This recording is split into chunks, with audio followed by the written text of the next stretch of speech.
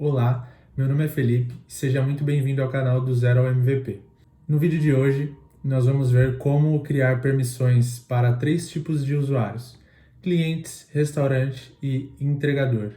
E também vamos ver como fazer para que os dados de um pedido passem entre esses 3 tipos de usuários e que ambos interajam com esse pedido. Bom, antes de mais nada, peço que inscreva-se no canal para nos ajudar a trazer mais conteúdo para você. Deixe aqui nos comentários quais vídeos você quer que eu traga para te ajudar de alguma maneira no seu desenvolvimento em Bubble. Então, bora lá pro vídeo. Bom, no vídeo de hoje, o aplicativo que nós vamos ver é basicamente esse aqui. Aqui eu coloquei 3 inputs, na verdade 2 inputs e esse drop-down para a gente selecionar o restaurante que nós vamos fazer o pedido, mas basicamente aqui seria o nome do produto, o valor do produto. Aqui eu estou selecionando o restaurante, que eu já deixei cadastrado somente um usuário como restaurante para a gente simular, e um botão de pagamento. O botão de pagamento está fazendo o mesmo fluxo da nossa aula passada sobre pagamentos com o plugin do Stripe, tá? Então, se você não viu a aula, eu estou deixando no card acima, mas basicamente o que está acontecendo nesse botão é o que a gente programou na última aula, adicionado alguns parâmetros do nosso banco de dados que nós já vamos ver, para que ele salve os dados corretos ao que a gente necessita da aula de hoje, tá? Então aqui eu confirmei o pagamento, seu cartão foi debitado com sucesso, ok, e ele já contabilizou o pedido com status, aguardando confirmação do estabelecimento, tá? Aqui eu estou logado como restaurante, para mim já caiu o pedido, e aqui eu estou logado como entregador, tá? Pode ver que o pedido também já está aparecendo. Eu deixei a lógica para que aparecesse todos os pedidos, independente do status em que ele esteja, para os 3 usuários, tá? Mas isso fica muito a critério de quem está desenvolvendo o aplicativo. Aqui eu deixei para que você veja que a gente consegue interagir em todos os status possíveis, tá bom? Então, basicamente, beleza, criei o pedido aqui como usuário cliente. Agora, como restaurante, eu vou confirmar o pedido. Ótimo, pedido confirmado. Pode ver que aparece para ambos. Aqui estamos como cliente e aqui como entregador. Ele atualiza automaticamente o pedido. Eu, como restaurante, preparei o pedido, embalei. Vou informar que meu motorista saiu para entrega. O pedido saiu para entrega. Automaticamente lá para o seu entregador já aparece essa tela, o pedido está pronto para ser entregue. Ele vai fazer o percurso, vai chegar na casa do seu cliente. Quando ele entregar, ele clica em entregue e automaticamente para todo mundo aparece o status do pedido atualizado. Então esse é o aplicativo que nós vamos ver hoje. Bora lá para o nosso editor. Certo, aqui no editor não é segredo nenhum, tá? Temos 2 textos. Esse texto eu estou puxando o usuário logado e o e-mail dele para a gente identificar qual página que a gente está logado com quem, se é cliente, restaurante ou entregador. Coloquei 2 inputs, o primeiro input como nome do produto do tipo texto, o segundo input do tipo moeda. Eu coloquei esse drop-down buscando por usuários cujo tipo de usuário seja igual a restaurante, tá? Não se atente a isso, a gente já vai lá no banco de dados que vai ficar mais fácil de você conseguir compreender sobre do que se trata esse drop-down, tá? Colocamos também esse botão para fazer o pagamento e um grupo repetidor que vai mostrar todos os pedidos. Antes de mais nada, você já pode colocar os elementos aqui da forma que eu formatei aqui, como texto, moeda e um drop-down. E o botão também pode colocar esse grupo repetidor, só que você ainda não vai ter criado essa tabela pedido. Então vamos lá para o nosso banco de dados para a gente falar sobre a estruturação do banco de dados. Os tipos que nós vamos usar aqui na aula é user, pedido e pagamento. Se você fez a última aula, se você fez o passo a passo, você já vai ter essa tabela pagamento criada, mas se você não fez, crie uma tabela pedido e uma tabela pagamento aqui, tá? Ou seja, seria uma tabela pagamento, como eu já tenho, eu não vou criar, e uma tabela pedido. Essa tabela time slots a gente usou para a aula de agendamento, então não precisa se importar com ela nesse momento, porque ela não vai ser útil. Ela só está aqui porque essa aula também está no mesmo aplicativo em outra página, tá? Mas para a aula de hoje a gente vai usar somente pagamento, pedido e user, que já é uma tabela nativa do Bubble. Ótimo. O criado todas essas tabelas, vamos começar pelo user. Como user, você vai criar um campo do tipo pagamentos, que vai ser uma lista de pagamentos, tá? Então você vem aqui em Create a New Field, coloca aí o nome que você quer denominar como pagamentos. O tipo, você vai mencionar a tabela pagamento que você criou. E aqui você vai clicar que ele é uma lista, tá? Por quê? Cada usuário, como ele vai fazer vários pedidos, automaticamente também ele tem vários pagamentos, né? Então, a nossa tabela usuário, ela faz menção a vários pagamentos, ou seja, ela pode ter diversos pagamentos, por isso que é uma lista de pagamentos, tá? A mesma coisa acontece com os pedidos. Cada usuário pode ter diversos pedidos, porém, cada pedido pode ter apenas um usuário, certo?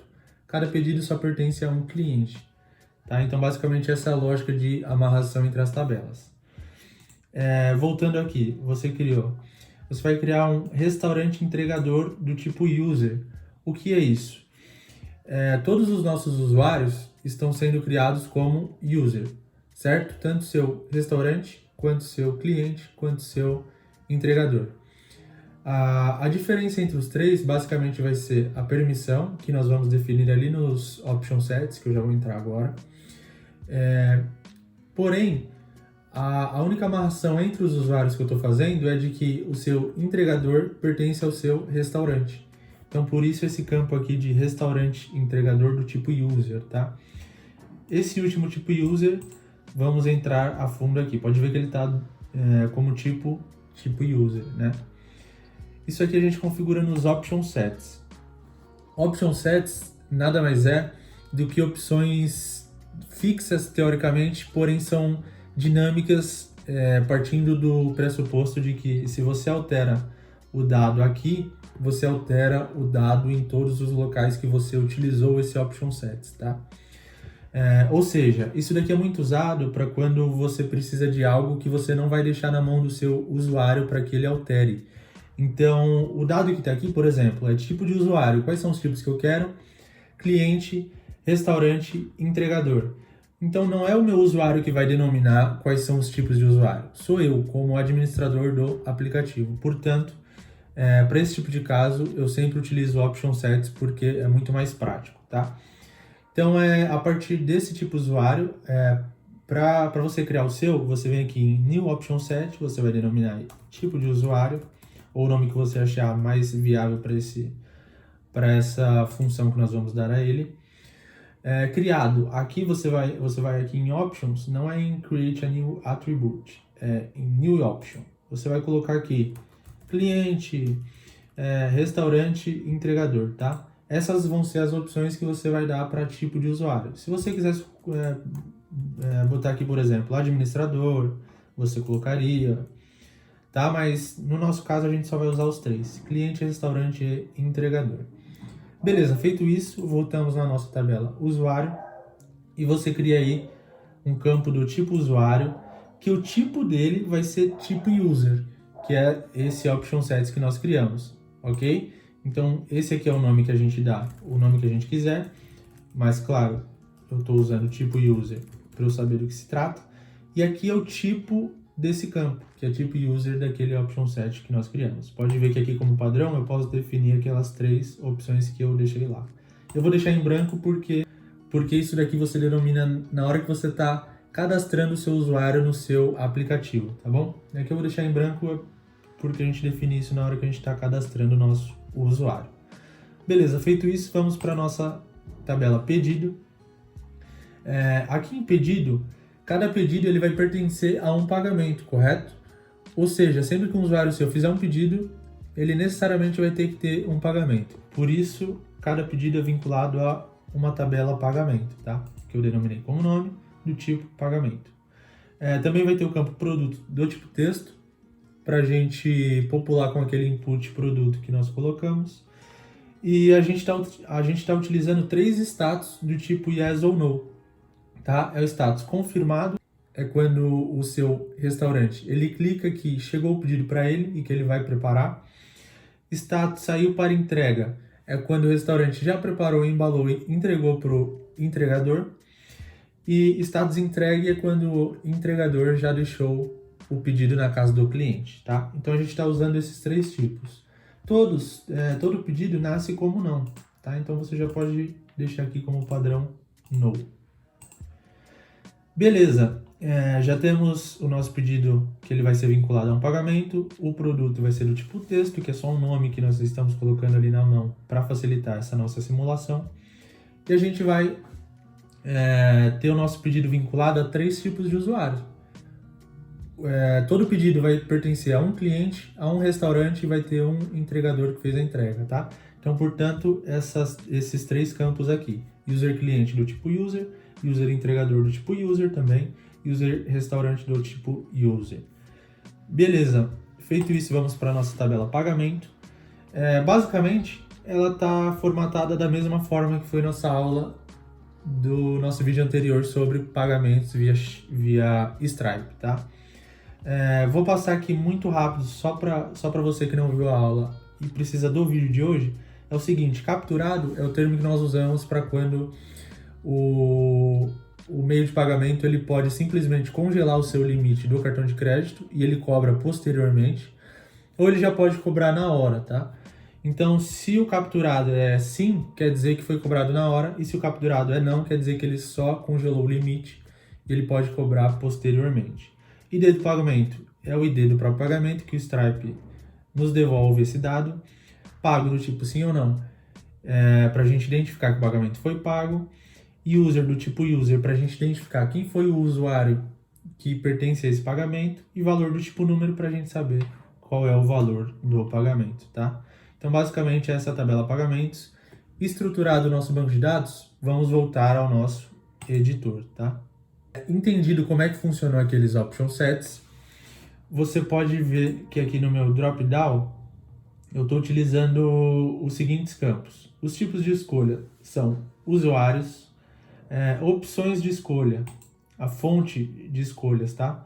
São todos os usuários, faça uma busca por todos os usuários, porém só me traga aqueles que o tipo de user é igual a restaurante. Isso daqui no seu aplicativo, na prática, se você vai ter um aplicativo delivery, você não vai buscar dessa forma, né? Você vai ter uma página que o seu cliente ele vai ter a página de cada restaurante, por exemplo, ele vai clicar lá no McDonald's e vai escolher os produtos do McDonald's. A lógica para esse tipo de coisa vai ser diferente, mas aqui só para demonstrar como a gente trabalha com esse tipo de permissão, eu estou utilizando dessa maneira, tá? Para que você...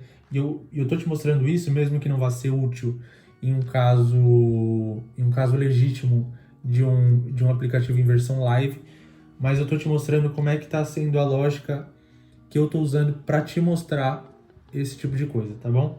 Então, basicamente, é tipo user igual a restaurante, ou seja, ele vai me trazer as opções de escolha, os usuários que foram cadastrados, que são restaurantes. E a opção que vai aparecer lá no drop-down é o e-mail desses usuários, tá? Basicamente, o drop-down se remete a isso. Logo abaixo, aqui no grupo repetidor, eu tenho um grupo repetidor do tipo pedido, ou seja, para a gente mostrar todos os pedidos feitos pelo usuário atual. Então, portanto, a fonte de dados é o seguinte, current user is pedidos, tá? Por que a gente consegue usar essa fonte de dados dessa forma e a gente não está fazendo uma busca? Porque aqui no nosso banco de dados a gente fez a amarração certinha, tá? Ou seja, todo usuário tem uma lista de pedidos.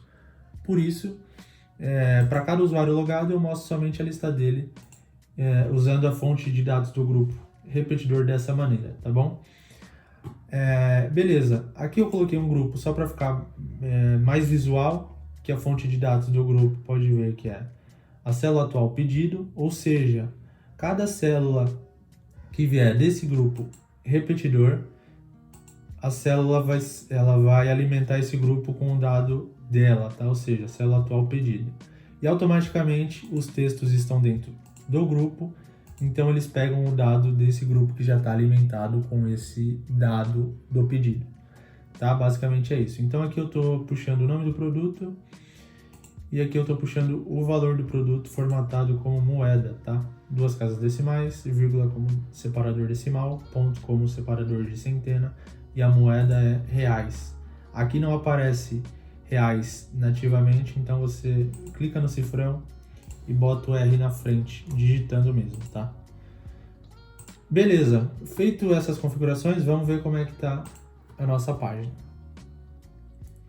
A gente ainda não entrou no quesito da ação que está ocorrendo no botão pagar, tá? É lá que está ocorrendo todo o fluxo, basicamente toda a lógica está no botão pagar.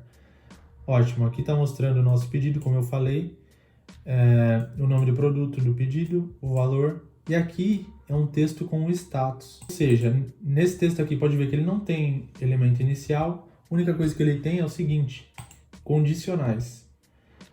Quando o grupo pai pedido, ou seja, esse grupo aqui que está sendo alimentado pela célula atual do grupo repetidor, quando o grupo pai pedido status confirmado for não, eu mostro a mensagem aguardando confirmação do estabelecimento.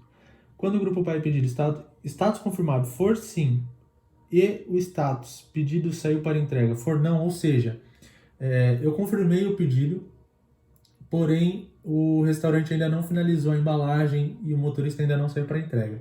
Então, nesse caso, aparece como o restaurante está preparando seu pedido, tá? É importantíssimo que sejam essas duas condições, porque o status confirmado como sim, ele aparece em todos os momentos, a partir do momento em que o restaurante confirma lá no botão, ou seja, ele vai continuar sendo sim, mesmo que o motorista saiu para entrega e mesmo que o motorista já fez a entrega, né? Então a gente não pode utilizar somente a primeira condição aqui, que é status confirmado e sim, eu mostro que o restaurante está preparando. Por quê?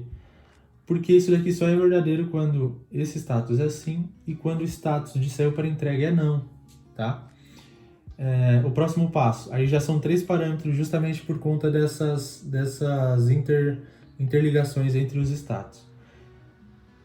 Quando o grupo pai pedido status confirmado for sim e o grupo saiu para entrega for sim, porém o status entregue ainda for não, eu mostro que o pedido saiu para entrega, correto? E o último status ele pode ser vazio porque é o último passo por onde ele passa, então ele só vai ser alterado quando o pedido for finalizado, que é quando o status entregue for sim, eu mostro a mensagem pedido entregue, tá? Por isso que por isso que esse texto não está com a formatação dele aqui normal. Por quê? Eu só utilizo o texto quando ocorre esses parâmetros e eu deixei tudo nas condicionais, beleza?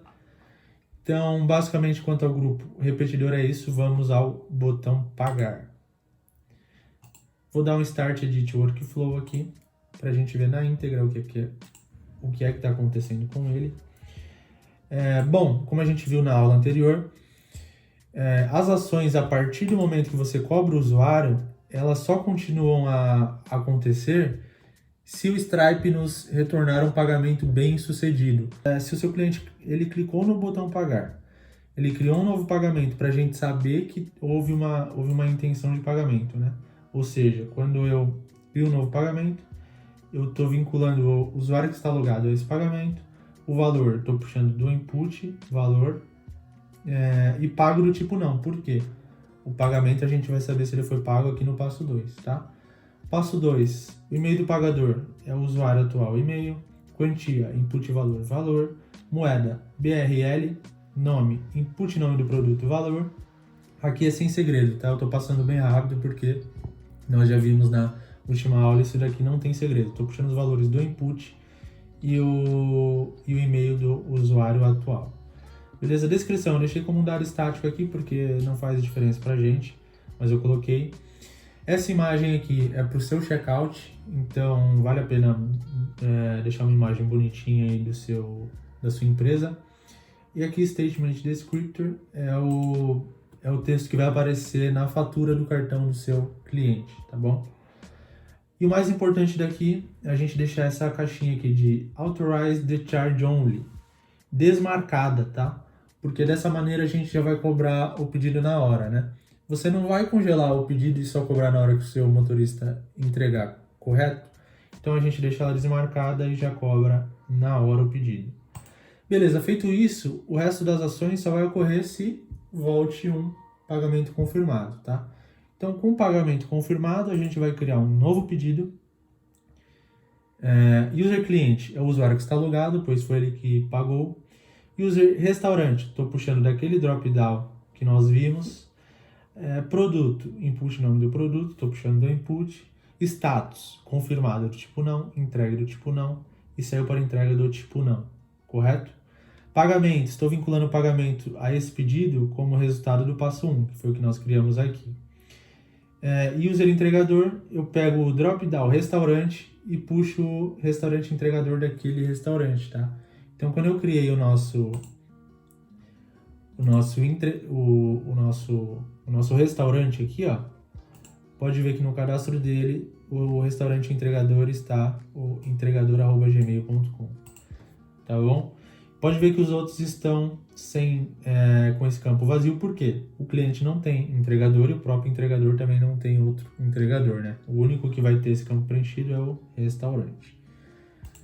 Beleza, feito isso, a gente criou um novo pedido, correto, com esses parâmetros que nós acabamos de ver, e nós vamos fazer uma alteração ao pagamento que nós criamos, tá? Ou seja, vamos fazer uma alteração em qual coisa para alterar? O resultado do passo 1, que é valores para um pagamento. Então, beleza.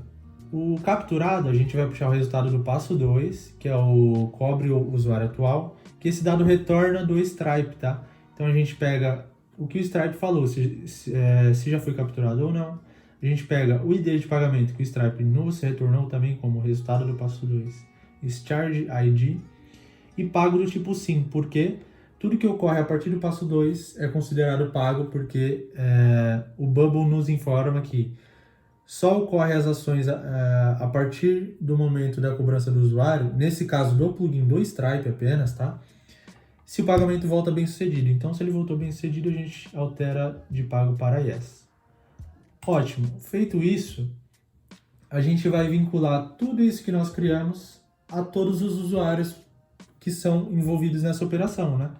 Ou seja, aqui eu estou fazendo uma alteração no usuário logado, que é o nosso cliente. Então, estou adicionando esse pagamento que nós criamos a ele, o resultado do passo 4. Estou adicionando esse pedido que nós criamos a ele também. Passo 6. A gente está fazendo uma alteração no resultado do passo 3, ou seja, o pedido que nós criamos, no user restaurante desse pedido, que é o valor que está naquele drop-down, tá? Eu poderia puxar daquele drop-down, mas geralmente nas amarrações que você faz, é muito provável que você use esse tipo de coisa, tá? Resultado do passo 3, resultado do passo 4, que fica muito mais prático, tá bom? Então, basicamente, a gente está puxando o restaurante, tá? A gente está fazendo uma alteração nele e a gente está adicionando o pedido que nós criamos no passo 3 a esse restaurante. E, por último, a gente vincula esse pedido ao próprio entregador, né? Então, a gente pega o pedido que nós criamos novamente e usa o entregador que está vinculado a ele e a gente adiciona o pedido a esse entregador, que é o resultado do passo 3, tá? Acredito que possa parecer confuso isso no começo, dependendo do seu nível em Bubble, mas não se preocupe, tá? Se você precisa voltar a essa aula, se você precisa ver isso mais de uma vez, pause o vídeo, volte com calma, porque isso daqui é uma das partes mais importantes, não só para esse caso aqui, mas para todos os aplicativos que você fizer. Tabelas amarradas te dá permissão, te dá a possibilidade de você acessar o dado independente da tabela que você está mostrando naquele momento. Ou seja, através do próprio usuário, eu consigo chegar no pedido que eu chego automaticamente no pagamento, ou através de um pagamento, eu chego ao pedido que eu chego no usuário, entendeu? Eu consigo fazer os caminhos independente de onde eu estiver. Tá? Então, isso é muito importante para que o seu aplicativo seja mais eficiente na hora de você buscar, encontrar e mostrar dados, tá? Beleza, aqui está desmistificada as ações desse botão. Então vamos fazer um novo pedido para a gente assimilar melhor o que é que está acontecendo, tá? Aqui eu vou fazer um outro pedido do tipo hambúrguer, valor R$ 39,00, restaurante, nós só temos um cadastrado, pagar.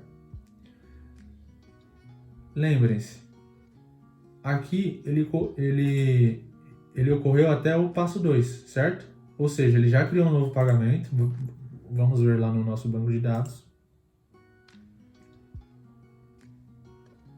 Ó, hoje é dia 14, 7h20 da noite, tá? Ou seja, esses aqui eu já vou até excluir para não confundir, foram de testes que eu fiz ontem. Então, basicamente, o que nós temos aqui é o primeiro pedido que nós fizemos de pizza, tá? No valor de 25, que já está capturado e pago.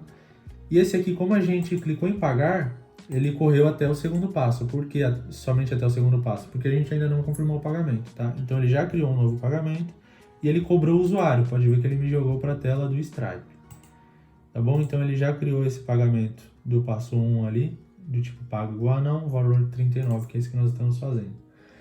Se aqui der algum erro e eu fechar a tela, a única coisa que eu vou ter é que eu percebi que teve algum usuário que teve uma intenção de pagamento aqui, beleza. E no caso de eu confirmar o pagamento, vamos acompanhar aqui no nosso banco de dados para ver o que é que acontece.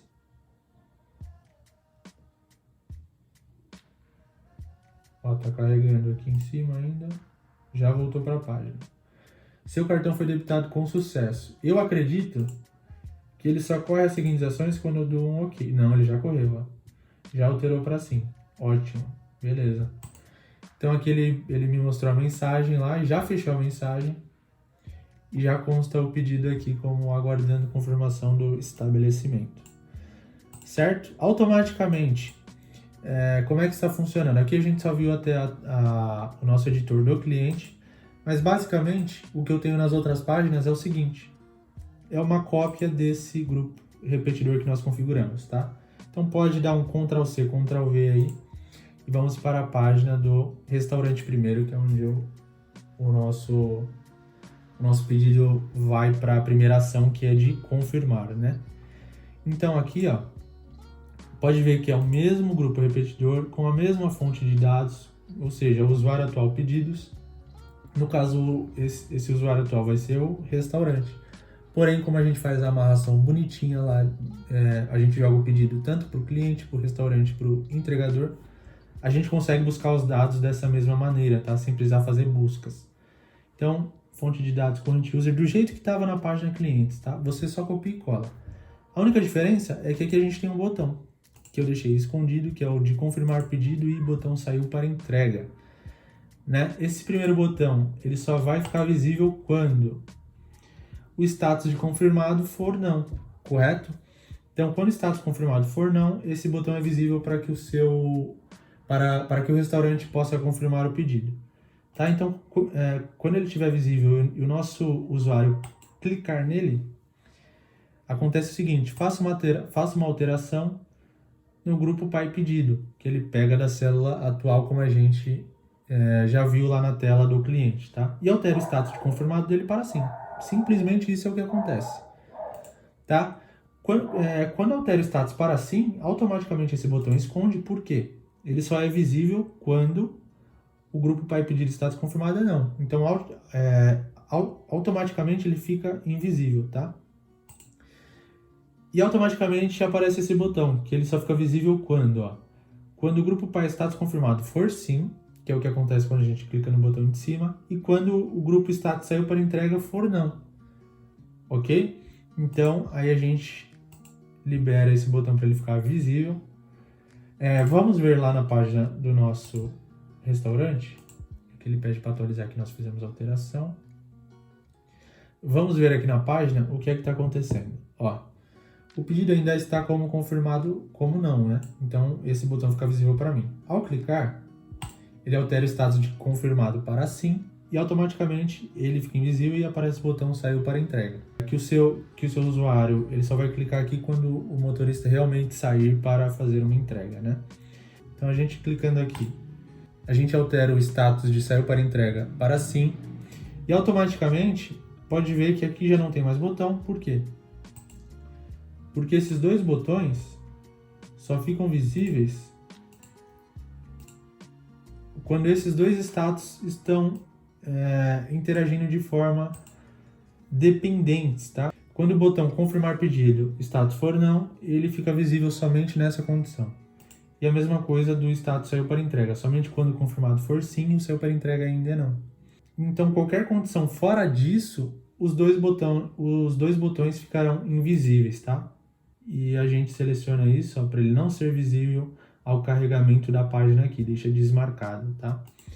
E aqui, com essas condicionais, ele fica visível, certo? Ótimo. Feito isso, o pedido só cai para a nossa interação apenas para o nosso entregador agora, porque é a parte final. O cliente já pediu, o restaurante já preparou e entregou para o nosso entregador, e agora falta a parte dele. Ele vai levar até o nosso cliente, depois que ele entregou, ele clica em entregue, tá?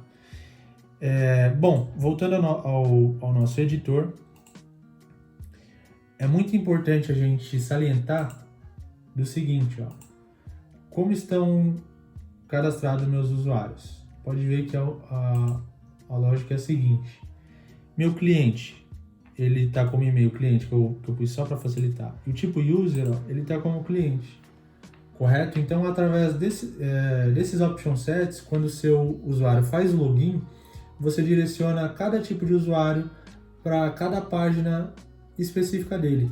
Então você teria 3 páginas distintas, porque o seu cliente ele precisa de um tipo de dado, de uma formatação específica, o seu restaurante precisa de outra e o seu entregador precisa de outro layout, de outra interface, tá? Então é basicamente através desses option sets a maneira mais prática e simples e que você consegue alterar com uma facilidade enorme depois qualquer nomenclatura, ou você adiciona tipos de usuário lá nos option sets, e isso facilita muito o trabalho, tá? Então, basicamente, é essa maneira que você trabalha com essas permissões no seu aplicativo, tá bom? E se você gostou do vídeo, inscreva-se no canal, me segue lá no Instagram, que eu compartilho bastante coisa lá sobre assuntos variados, sobre negócios, empreendedorismo e sobre Bubble também, tá bom? Deixa o like no vídeo, comenta qual foi a sua maior dificuldade nesse vídeo, deixa um comentário se o vídeo te ajudou, se a minha explicação foi condizente com o seu nível de conhecimento sobre Bubble, porque eu tô aqui para produzir conteúdo cada vez melhor, cada vez mais bem didático e que seja de uma maneira bastante acessível a todos, tá? Tanto quanto a linguagem, quanto ao conteúdo que eu tô trazendo aqui. Tá bom? Muito obrigado e eu te vejo no próximo vídeo.